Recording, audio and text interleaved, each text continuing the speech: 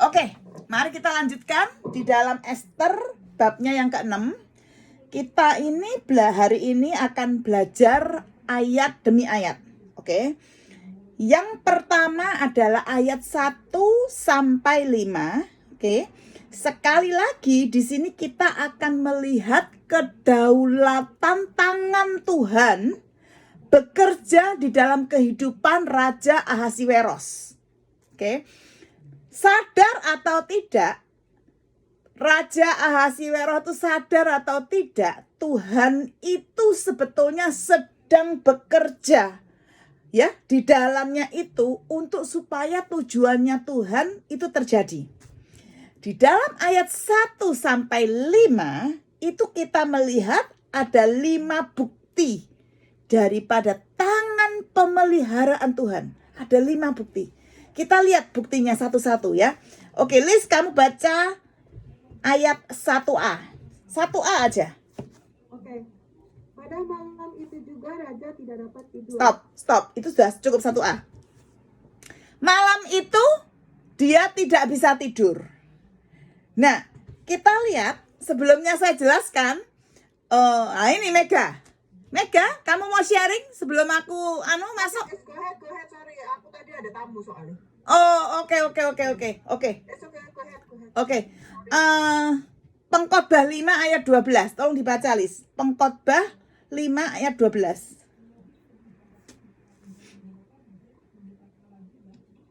Sudah dapat? Pengkhotbah 5 ayat 12. Iya. Enak tidurnya orang yang bekerja, baik ia makan sedikit maupun banyak, tetapi kekenyangan orang kaya sekali-kali tidak membiarkan dia tidur. Nah, kamu lihat, malah orang yang kerja keras tidurnya enak, orang yang kaya ya belum tentu bisa tidur ya. Di dalam Pengkhotbah 5 ayat 12. Nah, sekarang kenapa? Apa yang membuat raja ini tidak bisa tidur? Yang buka mata terus. Apakah dia khawatir tentang keuangannya dia? Apakah dia itu kekenyangan sampai tidak bisa tidur? Kan ini habis dari makan-makan sama Ester, ya kan? Apa kekenyangan? Oke. Ataukah dia tuh mikirin, apa ya yang mau diomongin sama ratu ini? Apa ya? Saya penasaran ini sampai tidak bisa tidur. Apakah demikian? Tapi kita tahu di belakang tidak bisa tidurnya dia itu sebetulnya ada kedaulatan tangan Tuhan yang membuat dia tidak bisa tidur. Oke? Raja ini nggak bisa tidur itu mungkin tidak ada alasan apa-apa, tetapi tangan Tuhan yang membuat dia tidak bisa tidur.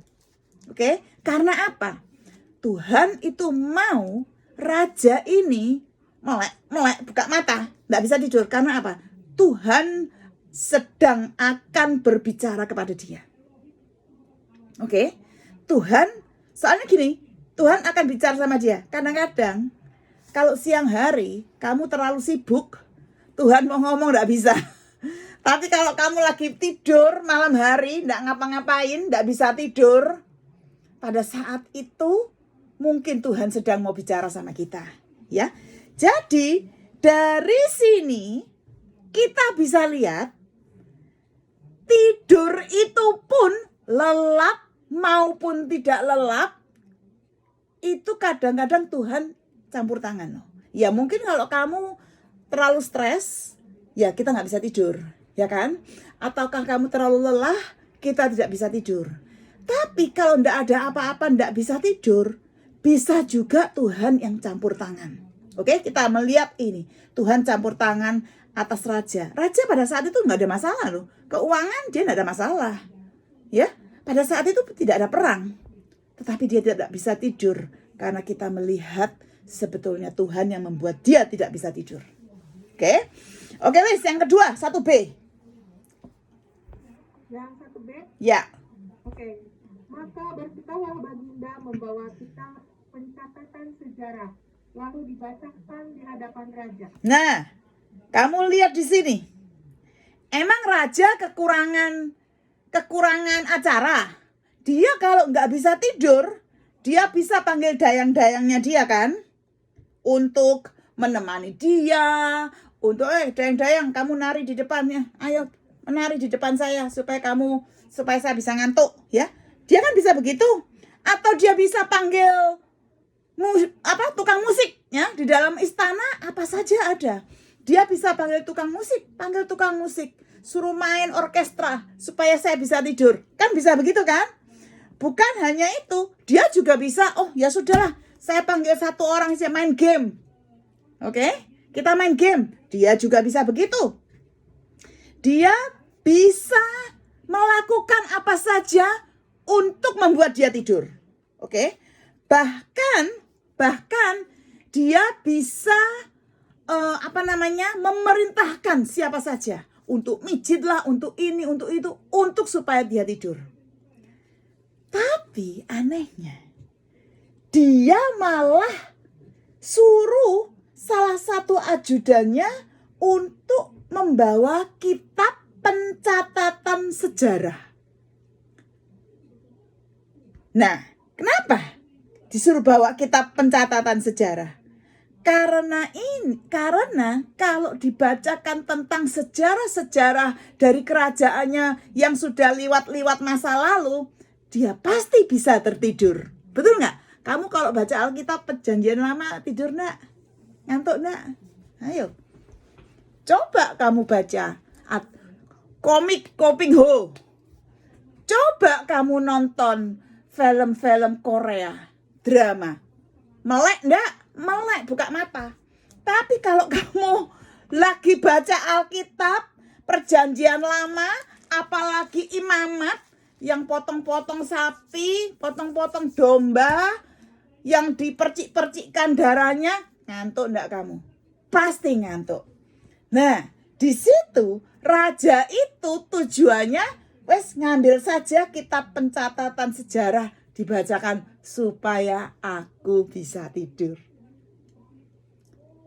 Tapi kita melihat Tuhan itu bekerja. Oke? Sekarang pertanyaannya, apakah Tuhan itu bekerja di hal-hal yang kecil kayak begini? Ayo, jawabnya apa? Iya. Hal kecil loh ini. Cuman baca buku sejarah loh. Hal kecil. Tapi Tuhan bisa bekerja di dalamnya. Oke? Terus lalu yang ketiga, lalu dibacakan di hadapan raja. Nah, ini yang membuat luar biasa itu kok bisanya ajudannya waktu disuruh pilih buku sejarah kok milih buku yang ada nama Mordekai-nya. Siapa yang tahu di dalam, ingat gak? Itu buku sejarah kan banyak itu. Itu library-nya istana itu kan macam-macam itu. Ya, buku itu bertumpuk-tumpuk ratusan di dalam library-nya. Lah kok bisa milih buku yang ada nama Mordekai-nya? Itu kalau bukan Tuhan yang campur tangan, siapa yang campur tangan? Contoh misalnya ya, saya sering dengar kesaksian orang-orang ya. Saya itu lagi sumpek, saya lagi sedih, saya buka Alkitab, tahu-tahu bukanya Yeremia 29:11. Waktu saya baca, waduh seperti Tuhan bicara sama saya. Sering ya gitu ya. Atau mungkin pas buka Alkitab, padahal cuman nggak nyari-nyari lah. Alkitab sebegitu tebal, nggak mungkin kita mau cari yang mana yang cocok sama kita, ya kan? Kadang-kadang begitu kita buka, waktu kita baca, seolah-olah itu kalimatnya hidup. Seolah-olah Tuhan berbicara. Hal-hal kecil seperti itu, Tuhan juga campur tangan. Pernahkah kalian pergi ke perpustakaan atau baca buku biasa? Melalui buku biasa itu ternyata Tuhan itu berbicara sama kita. Ya, dari hal-hal begini ya, itu luar biasa. Padahal kejadian Mordekai waktu waktu menemukan bahwa raja itu akan dibunuh, kejadiannya kapan? Sudah 5 tahun. Kok baru sekarang? Ya. Jadi, apakah Tuhan bekerja di dalam engkau tuh milih buku apa, milih mau pergi kemana, milih naik apa. Apakah Tuhan bekerja? Pertanyaan saya. Bekerja. Firman Tuhan kan mengatakan, Tuhan menetapkan langkah-langkah orang yang percaya. Ya kan? Bahkan Tuhan menetapkan buku apa yang dibaca. Itu yang ketiga. Keempat, list ayat 2 dan 3. Ayat 2 dan 3. Dan di situ didapati suatu catatan tentang Mordekai yang pernah memberitahukan bahwa Bigtan dan Teres, 2 orang sida-sida raja yang termasuk golongan penjaga pintu, telah berikhtiar membunuh Raja Ahasveros. Maka bertanyalah raja, kehormatan dan kebesaran apakah yang dianugerahkan kepada Mordekai oleh sebab perkara itu? Jawab para biduanda raja yang bertugas pada baginda, kepadanya tidak dianugerahkan sesuatu apapun. Nah, oke. Ketahuilah bahwa reward, ya, penghormatan dan hukuman itu adalah hal-hal yang sangat mendasar di dalam sistemnya kerajaan Persia. Oke. Di dalam sistem kerajaan Persia, untuk menjaga kesetiaan, menjaga kepatuhan, itu mendapatkan reward atau hukuman itu adalah sistem yang paling dasar. Tetapi kenapa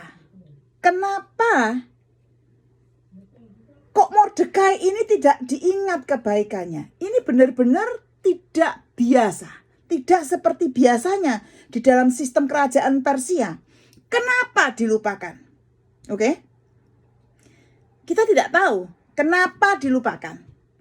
Tetapi kita tahu bahwa Tuhan yang menguasai keadaan, Dia yang mengkontrol, dan Dia sebetulnya 5 tahun yang lalu Dia sudah menetapkan hari dan tanggal kapan Mordekai itu terkuak kebaikannya. Nah, ini loh yang kita harus tahu karakter Tuhan di sini. Bukannya Dia lupa, tetapi Dia sudah menentukan kapan, hari, dan tanggal supaya Mordekai ini diketahui semua orang dan dihormati. Di sini ini luar biasa. Apakah, pertanyaannya, apakah Tuhan itu juga mengatur schedule? Ya. Sudah tentu Dia itu mengatur schedule. Ingat Yusuf.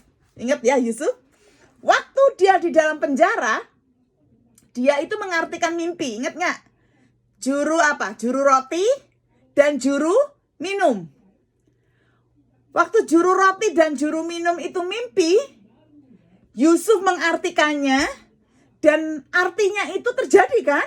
Akhirnya salah satu, kalau tidak salah, juru minum yang dilepas. Juru rotinya yang dipenggal.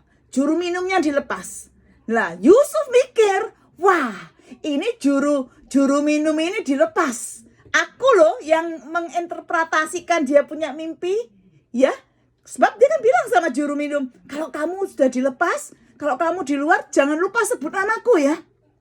Tapi apa yang terjadi? Lupa dia, juru minumnya. 2 tahun kemudian, 2 tahun setelah juru minum itu dilepas, baru dia teringat sama Yusuf. Nah, siapa yang mengatur waktu? Tuhan yang mengatur waktu. Oke? Bahkan ingat, bangsa Yahudi, bangsa Israel, waktu mereka keluar dari tanah Mesir, oke, di dalam Keluaran 12 ayat 40 sampai 42. Ayo kita buka, ayo. Ayo, ini penting sekali. Keluaran, sebentar ya.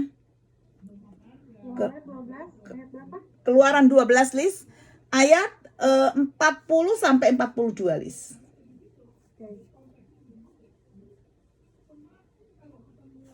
Keluaran 12 ayat 40. Lamanya orang Israel diam di Mesir adalah 430 tahun. Sesudah lewat 430 tahun, tepat pada hari itu juga keluarlah segala pasukan Tuhan dari tanah Mesir. Nah, terus. Malam itulah malam berjaga-jaga bagi Tuhan untuk membawa mereka keluar dari tanah Mesir, dan itulah juga malam berjaga-jaga bagi semua orang Israel turun-temurun untuk kemuliaan Tuhan. Nah, kita melihat tepat 430 tahun ya. Padahal bangsa Israel sudah berdoa, sudah menangis, sudah bayangin berdoanya tuh beratus-ratus tahun.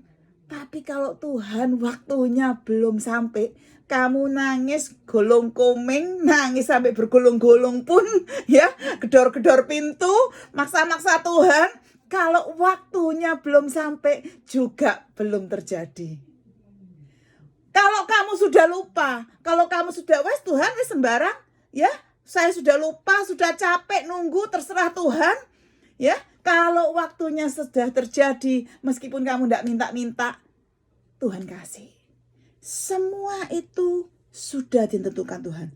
Bahkan kalau kita melihat kelahiran Yesus di Bethlehem, coba baca Galatia 4 ayat 4. Galatia 4 ayat 4. Galatia 4 ayat 4. Ya. Tetapi setelah genap waktunya, maka Allah mengutus anaknya yang lahir dari seorang perempuan dan takluk kepada hukum Taurat. Ya, setelah genap waktunya. Waktunya apa yang genap? Waktu yang sudah Tuhan tentukan. Oke?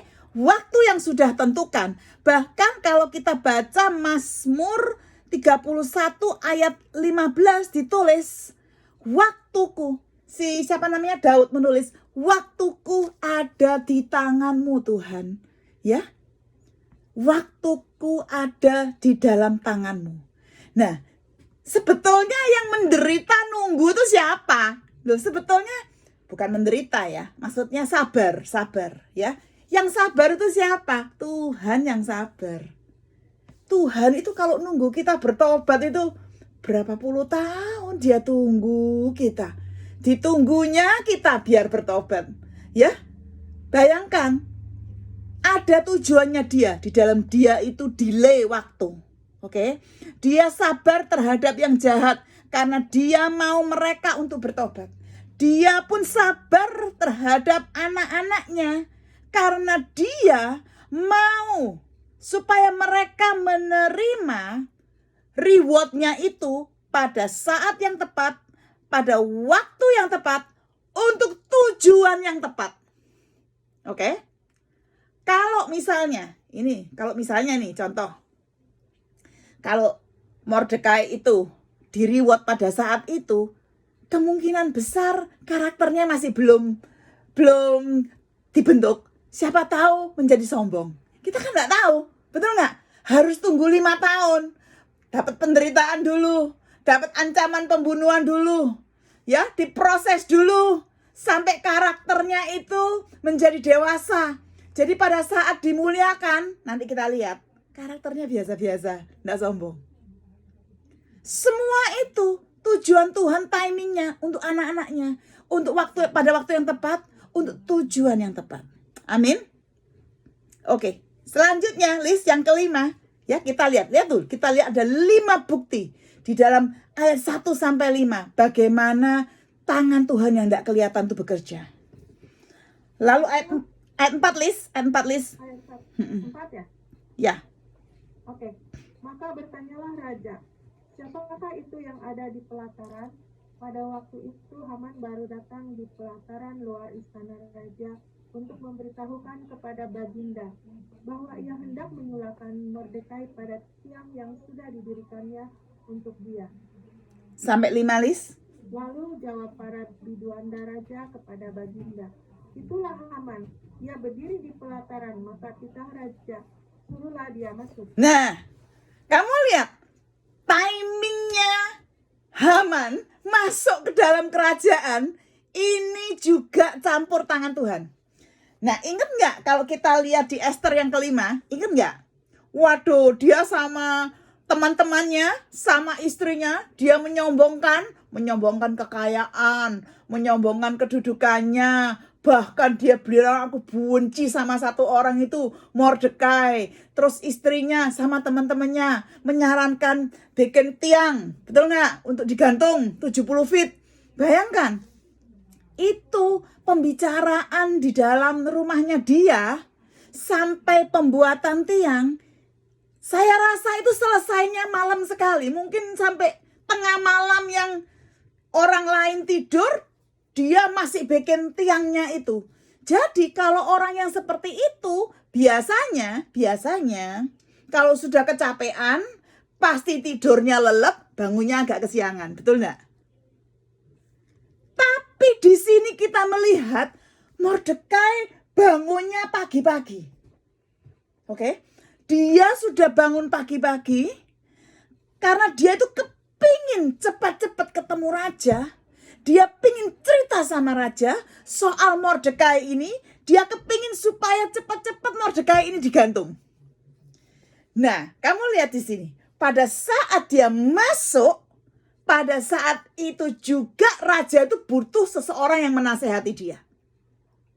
Karena dia kan sudah dengar, loh, Mordekai, dia yang menyelamatkan saya.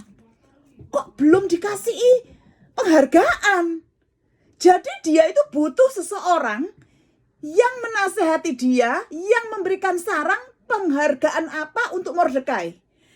Nah, pada saat dia membutuhkan, masuklah Haman ini pagi-pagi.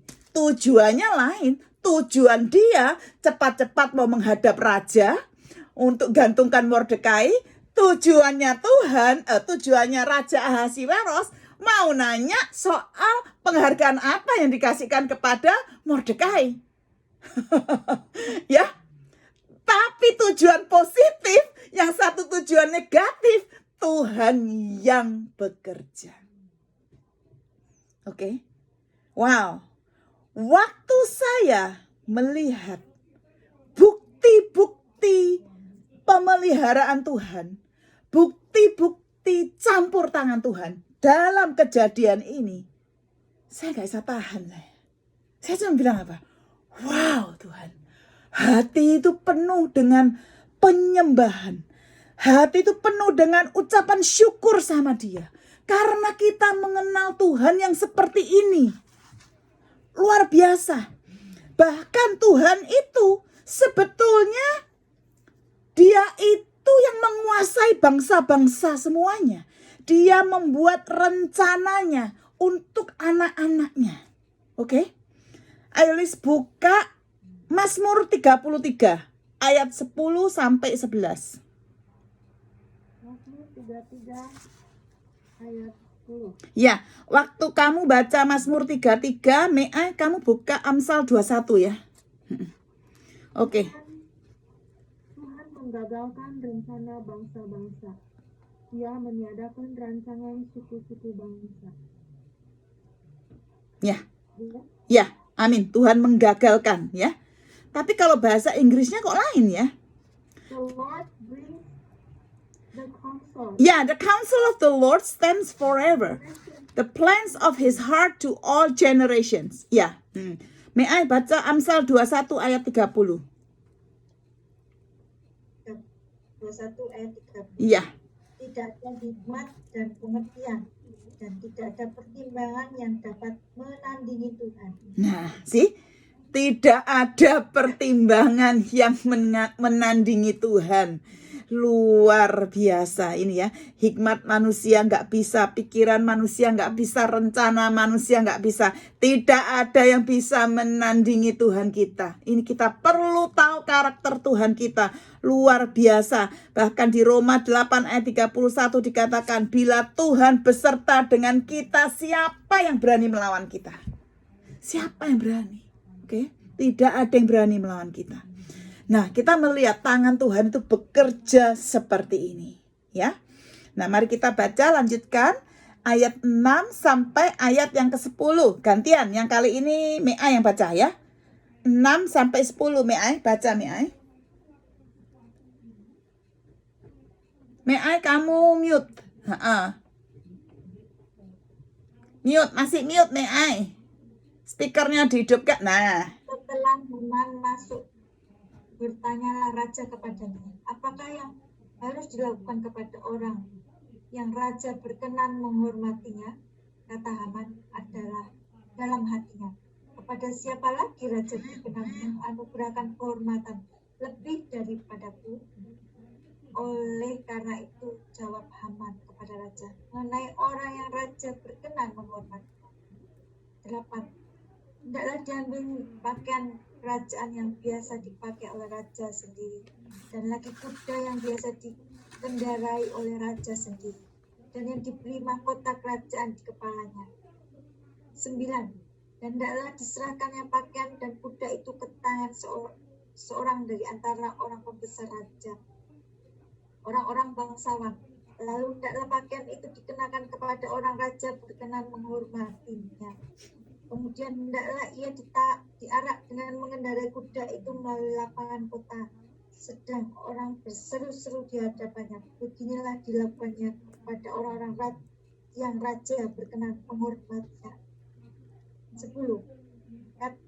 Maka titah raja kepada Haman, segera ambillah pakaian dan kuda itu seperti yang kau katakan itu, dan lakukanlah demikian kepada Mordekai orang Yahudi yang duduk di pintu gerbang istana.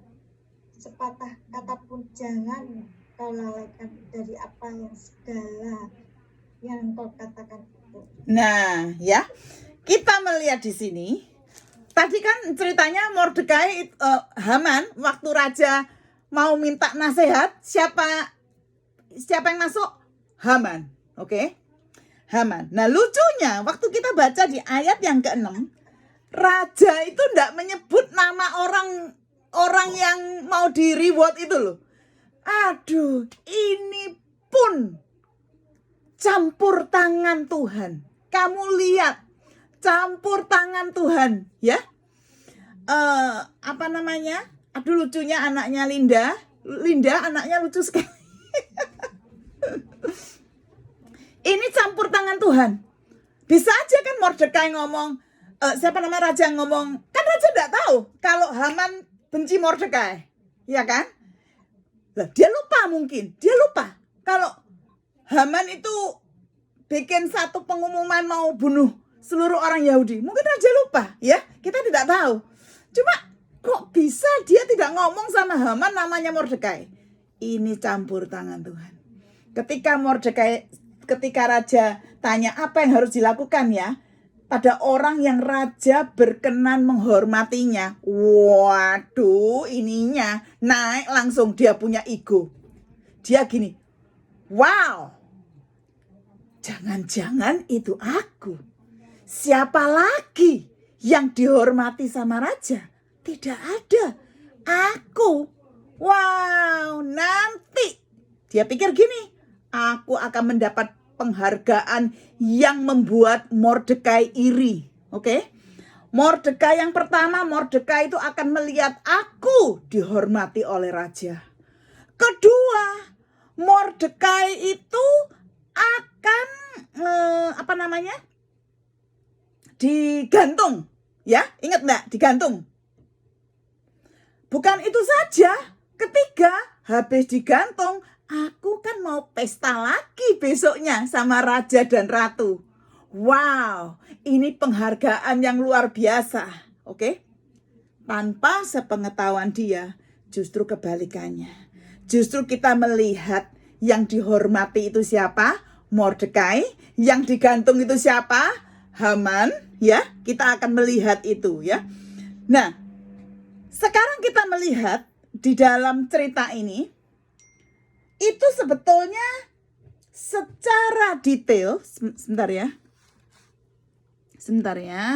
Secara detail, Haman waktu ditanya itu pakai baju, diapakan orang yang dihormati. Terus Haman tuh bilang, oh, orang yang dihormati harus dipakaikan baju kerajaan. Oke? Karena dia memikirkan dirinya sendiri. Sekarang kita bayangkan, dia punya ego dan dia punya keinginan untuk menjadi raja. Ini sebetulnya hatinya setan. Hatinya Lucifer itu seperti itu. Padahal Haman ini orang keberapanya kerajaan? Orang keduanya kerajaan. Sebetulnya dia sudah harus cukup puas menjadi orang kedua dari kerajaan. Tapi dia itu ingin menjadi seperti raja.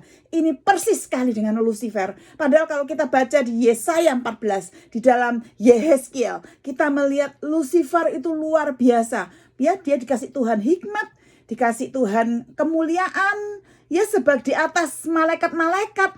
Tapi dia mau naik seperti Tuhan. Persis ini ya. Nah, ini kan Haman memikirkan dirinya sendiri. Waduh, nanti aku dipakaikan baju raja. Aku dinaikkan keretanya raja. Pakai mahkotanya raja. Oke? Dia itu mikir yang dia itu untuk dia sendiri. Sebetulnya apa yang dia gambarkan, dia nasihatkan dan advice ya, memberikan saran-saran kepada raja, itu adalah sebetulnya coronation. Itu apa ya coronation itu ya? Pengangkatan seorang raja. Oke? Acara pengangkatan seorang raja. Kalau orang hari itu orang raja, misalnya Pangeran Charles nih contohnya. Pangeran Charles mau diangkat menjadi raja, ya kan? Dipakaikan baju kerajaan, oke? Dipakaikan mahkota kerajaan, diarak-arak keliling, diarak-arak keliling, itu acara pengangkatan seorang raja. Jadi acara pengangkatan seorang raja itulah yang disarankan oleh Haman kepada raja. Karena dia pikir dia sendiri. Gak taunya waktu mereka tahu, dia tahu itu Mordekai. Oh my goodness. Saya percaya dia syoknya luar biasa. Bukan cuman syok loh. Alkitab itu mengatakan dia yang makein Mordekai baju. Dia yang mengarak Mordekai naik kereta kuda. Bahkan dianya yang memerintahkan orang-orang untuk menghormati dan tunduk sama Mordekai. Wah, ini dia itu. Ayo tepuk-tepuk tangan. Lucu ya. Ini dianya yang dipermalukan loh. Betul nggak? Nah di sini ya, di sini orang jahat itu ya. Ini semua betul-betul itu Tuhan ya. Saya perhatikan, apakah seluruh rakyat di Babilonia pada saat itu kan ganti toh, rakyat Persia sama rakyat orang Yahudi kan campur-campur ya. Apakah rakyat Persia tahu kejahatan Haman? Tidak tahu. Yang tahu kejahatan Haman siapa?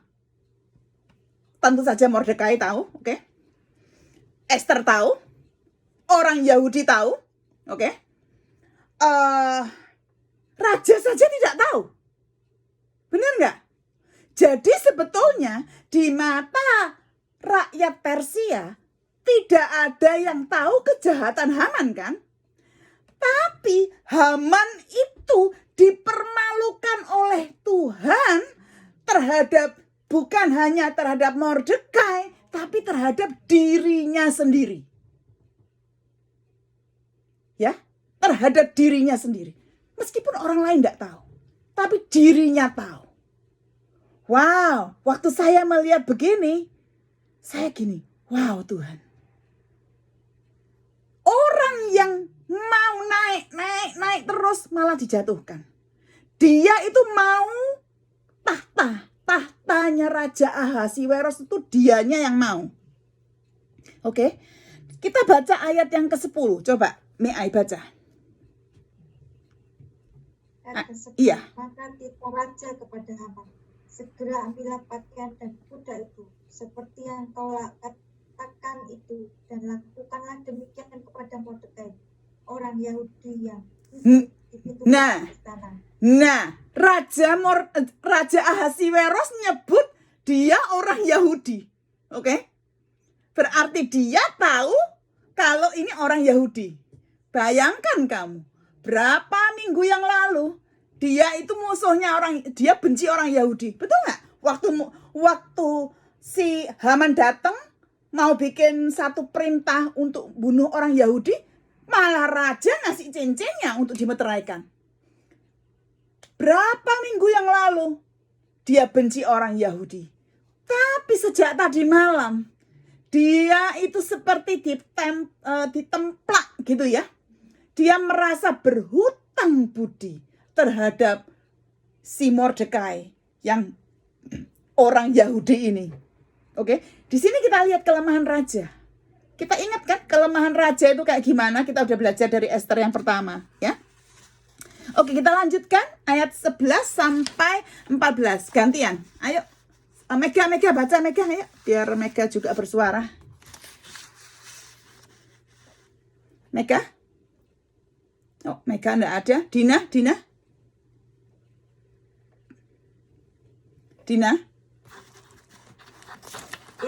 Bacaan Dina ayat 11 sampai 14. Ester ya. Iya.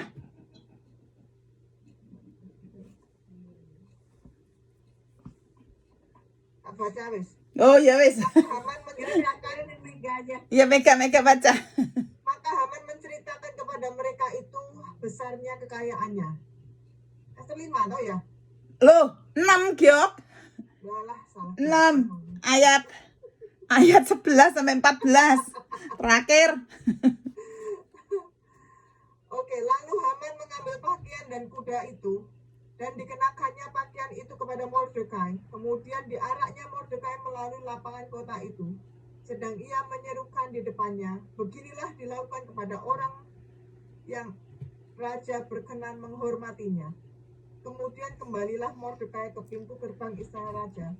Tetapi Haman bergesa-gesa pulang ke rumahnya dengan sedih hatinya dan berselubung kepalanya. Dan Haman menceritakan kepada Zeres istrinya dan kepada semua sahabatnya apa yang dialaminya.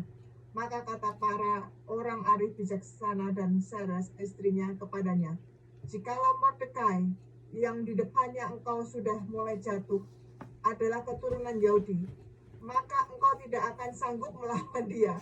Malahan engkau akan jatuh benar-benar di depannya.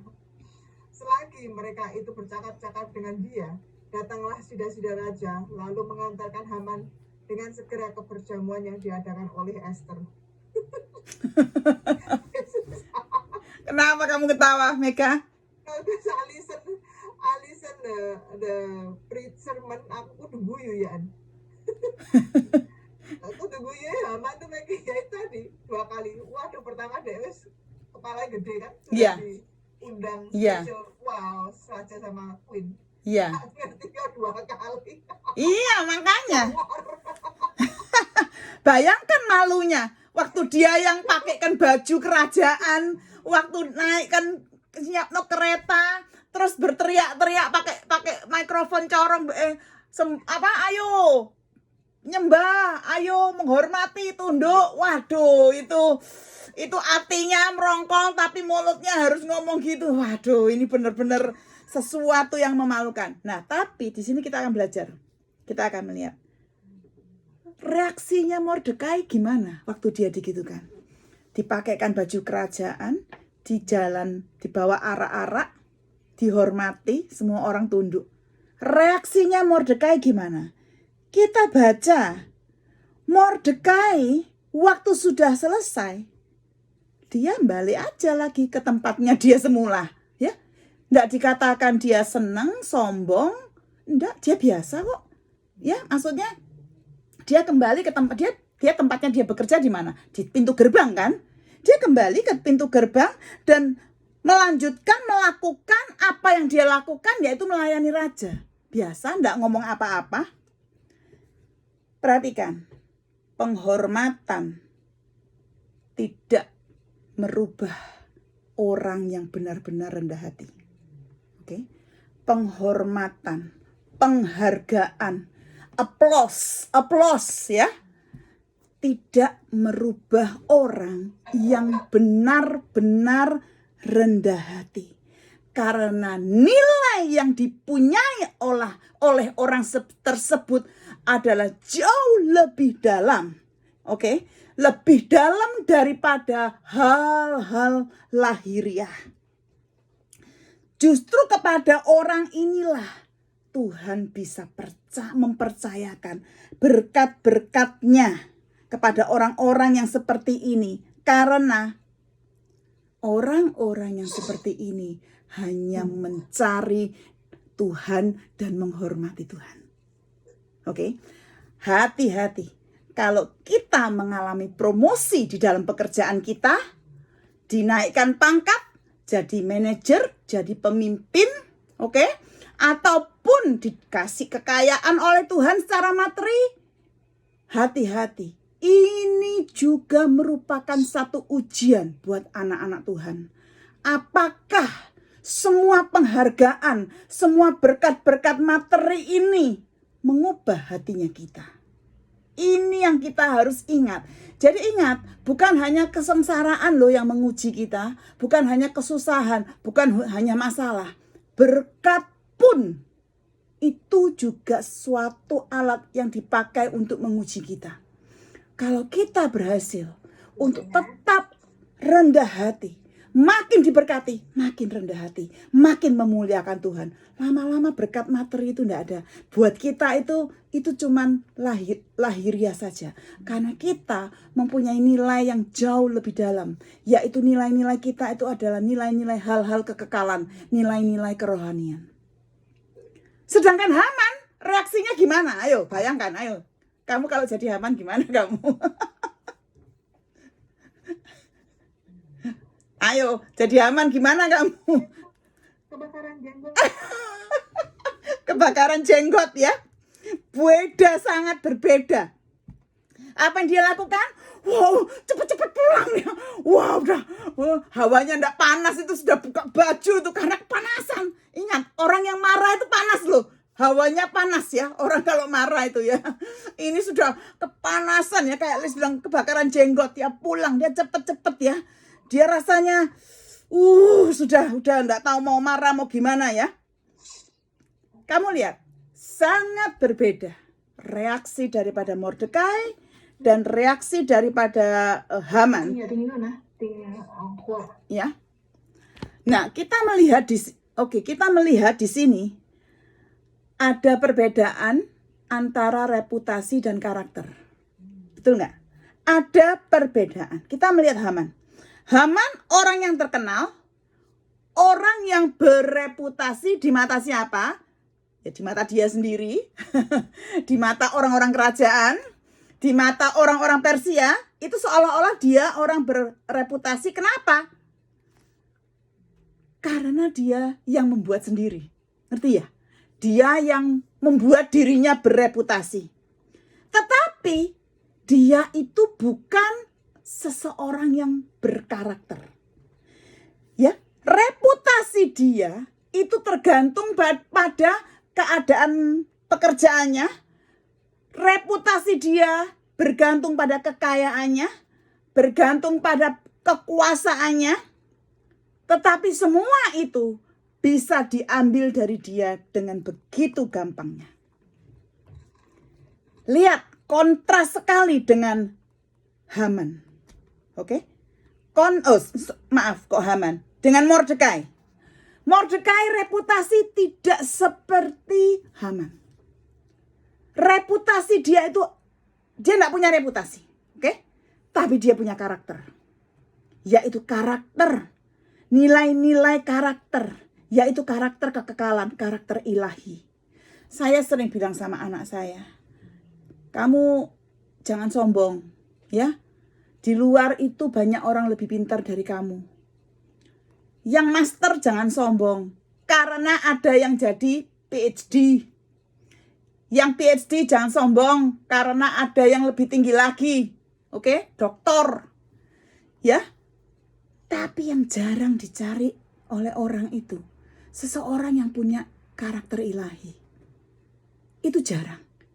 Jadi gelar-gelar itu bisa dipelajari, bisa sekolah. Tapi karakter ilahi itu kita cuma bisa dapatnya kalau kita dekat dengan Tuhan. Amin. Oke, lanjut. Kebakaran jenggot. Pulang. Oke. Coba bayangin. Apa yang dikatakan istri sama teman-temannya? Ada yang perhatikan enggak? Ayo coba lihat. Apa yang dikatakan istri sama teman-temannya waktu dia pulang? Mereka sudah tahu kalau Haman akan jatuh. Ya, terus?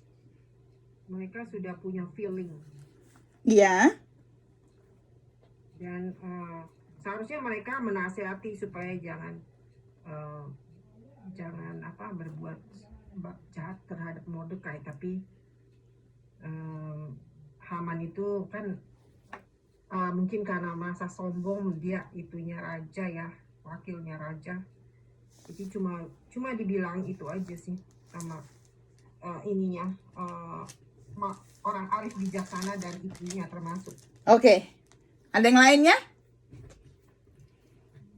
Coba bedakan. Ester 5 ayat 14. Ester 5, ini kita di Ester 6 ya. Ester 5 ayat 14. Istrinya sama temen-temennya bilang apa? Oh, kalau gitu bikin aja tiang tinggi. Bikin aja yang tinggi. Digantung aja Mordekai, ya. Ya. Sekarang di chapter yang ke-6, ayat yang ke-13 bilang apa? 13 sampai ayat 13. Dia bilang apa? Dengan kata lain bilang, kalau kamu sudah dipermalukan di tengah jalan, oke? Kamu itu harusnya tahu bahwa sesuatu itu akan terjadi. Ya, dengan ini kata bahasa sehari-harinya, betul nggak? Mereka bilang apa? Kalau kamu sudah tahu dipermalukan kayak begitu, lihat kejatuhan kamu itu sudah mulai loh ini. Mordekai sudah mulai ditinggikan. Kamu tuh harus hati-hati. Kamu lihat di sini ada apa? Di sini sebetulnya Tuhan itu masih mengasihi Haman. Kasihnya Tuhan di mana? Dia masih memakai istri dan teman-temannya yang tadinya istri dan teman-temannya itu memberitahu, oh sudah bikin tiang aja, gantung aja. Tapi sekarang istri sama teman-temannya itu sudah bisa melihat ini sesuatu bakal terjadi nih sama Haman. Tuhan itu masih memakai mereka untuk kasih warning kepada Haman. Di sini kita melihat kalau saja Haman taat dan dengar nasihat. Yang pertama dia kan dengar nasihat istri sama teman-temannya. Di chapter yang ke-5 ayat 14. Disuruh bikin gantungan, bikin dia gantungan. Yang ini seandainya saja dia mendengarkan nasihat istri dan anak-anaknya dan istri dan teman-temannya dan bertobat, ceritanya sudah lain lagi. Betul enggak? Makanya kadang-kadang kalau kita itu lagi emosi, kita itu kalau lagi marah, apalagi sudah sampai ubun-ubun, kita sudah enggak mau dengar omongan orang lain. Di chapter yang ke-5, dia enggak emosi loh. Sombong. Ya. Orang kalau sombong dibakar sama nasihat negatif, ya, sudah sombong dikasih dibakar-bakar, makin sombong, dibangunnya lah tiang untuk menggantung. Tapi kalau orang yang lagi marah, emosi sudah sampai di puncak kepala, orang ngomong apa dia sudah tidak peduli. Kalau kita melihat, seandainya dia itu mendengar nasihat istri sama teman-temannya, dia itu bisa menyelamatkan diri dia loh dan ke-10 anaknya loh. Tapi dia tidak mau. Karena apa? Kesombongannya. Ya kan? Nah, di sini sebetulnya ada kesempatan buat dia untuk bertobat. Kamu lihat kalau di dalam Alkitab, meskipun Yudas sudah mengkhianati Tuhan, Tuhan itu masih memberikan dia kesempatan loh untuk bertobat. Tapi dia tidak mau bertobat. Banyak di dalam Alkitab, Tuhan itu kasih kesempatan, tapi tidak mau bertobat. Kamu lihat di sini, waktu Haman sedang ngomong-ngomong sama temannya, sama istrinya saat itu, tiba-tiba apa yang terjadi? Orang-orang kerajaan datang jemput dia. Karena apa? Ada acara makan-makan. Betul nggak? Ada acara makan-makan. Sama raja, sama Ester. Nah, apa yang terjadi di dalam acara makan-makan itu? Apakah dia minta maaf? Apakah dia bertobat? Kita lanjutkan minggu depan. Tapi hari ini kita belajar karakter Tuhan. Karakter Tuhan itu apa? Karakter Tuhan itu adalah sangat berdaulat dan pemeliharaannya itu luar biasa terhadap anak-anaknya. Bukan itu saja, terhadap orang-orang yang benar, orang-orang yang ditindas. Kamu lihat pembelaan Tuhan itu luar biasa. Padahal bukan itu saja. Bukan hanya pembelaan Tuhan, tapi campur tangan Tuhan terhadap orang-orang yang tidak percaya. Misalnya, ketika raja tidak bisa tidur, ketika raja mau milih buku, pas bukunya itu yang ada Mordekai, ketika raja itu mau perlu nasihat untuk apa yang bisa diberikan kepada orang yang sudah menolong raja, timingnya pas, Mordekai, Haman masuk. Itu semua campur tangan Tuhan. Jadi Tuhan campur tangan antara orang yang tidak percaya maupun orang yang percaya, itu dia bekerja sedemikian rupa supaya tujuan Tuhan, rencana Tuhan terjadi. Apakah kita perlu takut? Tidak perlu. Bahkan kita harus lebih dekat sama Tuhan. Di masa-masa ini, masa-masa yang bingung, masa-masa yang bikin orang takut, mari Mordekai yang sedemikian rupanya dilindungi Tuhan. Dikelilingi oleh orang-orang yang jahat, tetap dijaga oleh Tuhan. Mari teman-teman, tahun ini, mari biar kita punya komitmen lebih dekat sama Tuhan. Supaya kita mendengar suara Tuhan, bukan suara-suara dari dunia. Amin. Mari kita berdoa. Bapa, terima kasih. Kami boleh melihat pekerjaan-Mu. Kami boleh melihat kedaulatan tangan-Mu Tuhan. Yang bekerja Tuhan. Supaya rencana-Mu terjadi. Bapa, kami tahu. Kami aman di bawah sayap-Mu. Kami aman di dalam perlindungan-Mu. Berikan kami damai Tuhan. Damai yang melampaui segala akal pikiran. Sebab kami tahu Engkau tidak pernah memberikan roh ketakutan, tetapi roh yang membangkitkan semangat. Terima kasih Tuhan untuk firman-Mu.